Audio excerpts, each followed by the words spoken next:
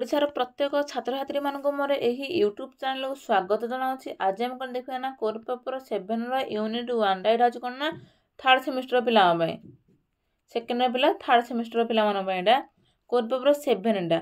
यार पूर्व भिडियो जो मैंने सब देखना तो मुझे भिडियोर डिस्क्रिप्शन बॉक्स में लिंकटा दे दीजिए, से देखला पर देखो।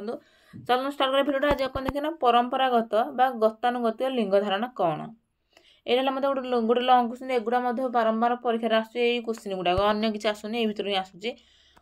तो गतानुगतिक लिंग ହେଉଛି व्यक्ति किंबा समूह गुड़िकर लिंग लक्षण पार्थक्य एवं व्यक्ति किंबा समूह गुड़िर भूमिका विषय कौन सबुठार सरल साधारणीकरण। गतानुगतिक लिंग धारणा बा कौन परंपरागत लिंग धारणा एक निर्दिष्ट लिंग सह संपृक्त केतेक व्यवहार श्रेणी विभाग को बुझाई थाए। यह मध्य पुरुष और महिला मानक पई उपयुक्त विवेचित हेउथिबा गुण एवं विश्वास को कौन दर्शाई थाए। जेतेबेले केतेक गुण जेकोसी गोटे लिंग प्रति लागू करा जाए सेतेबेले गतानुगतिक लिंग धारणा सृष्टि होइथाए। समाज विज्ञानी माने गतानुगतिक को एक प्रक्रिया भाव देखी था। कौन समाजीकरण माने गतानुगतिक लिंग धारणा को एक प्रक्रिया भाव कौन देखी था, जहाद्वारा पिला माने स्त्री पुरुष भूमिका समाजीकृत होता एवं जहाद्वारा वयस्क एवं पिला माने मन इच्छा निज स्वतंत्र भाव कौन विकसित होगाकू सुविधा सुजोग पाई न था।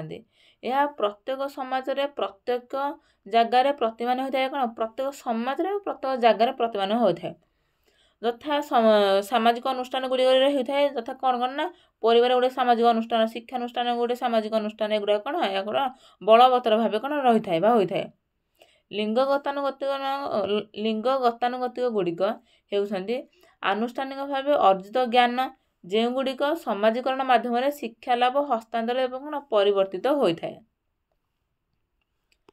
परंपरा व्यक्तिगत प्रक्रिया नुहे, कौन प्रथा परंपरा गुड़िक व्यक्तिगत प्रक्रिया नुहे, यह एक आवंटित और संचरित प्रक्रिया अटे।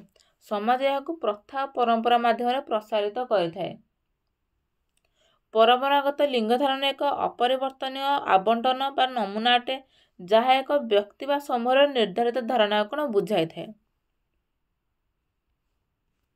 परंपरागत लिंग धारणा उभय सकारात्मक और नकारात्मक दिग रही। नकारात्मक दिग कौन ना परंपरागत लिंग धारणा जड़े व्यक्तिर सहजात गुण को कार्य कर इच्छा कौन कार्य कर सामर्थ्य कौन दमन कर दे थाए एवं कौन यह कौन यह परिवर्तन करने कौन कष्टकर होता है। तब देख सकारात्मक दिग कौन ना सांस्कृतिक चलणी और अभ्यास को यह कौन आनुष्ठानिक रूप दे थाए, अनुष्ठान रूप दे थाए। यह मानवीय व्यवहार को प्रभावित करें। नेक्स्ट अच्छे सामाजिकरण माध्यम यह कौन हस्तांतरित होता है। व्यक्तिर व्यवहार को प्रत्याशित करें जार पूर्वानुमान करे हुए। तो जब भिडियो भल लगे तेज लाइक करूँ, कमेंट करूँ, जहाँ भी डाउट अच्छे कमेंट बॉक्स में लिखूँ। ता सहित भिडियो तुम सांगसाथी मान कौन शेयर कर दिंतु। तो जिते शीघ्र हम नेक्स्ट भिडियो आने चेष्टा यहाँ मैंने कौन यूनिट 1टा ये सरीगला, माने नेक्स्ट भिडियो यूनिट 2 टाक स्टार्ट करवा। जिते शीघ्र हम यूनिट 2 भिडियो आने चेष्टा रही। जय जगन्नाथ।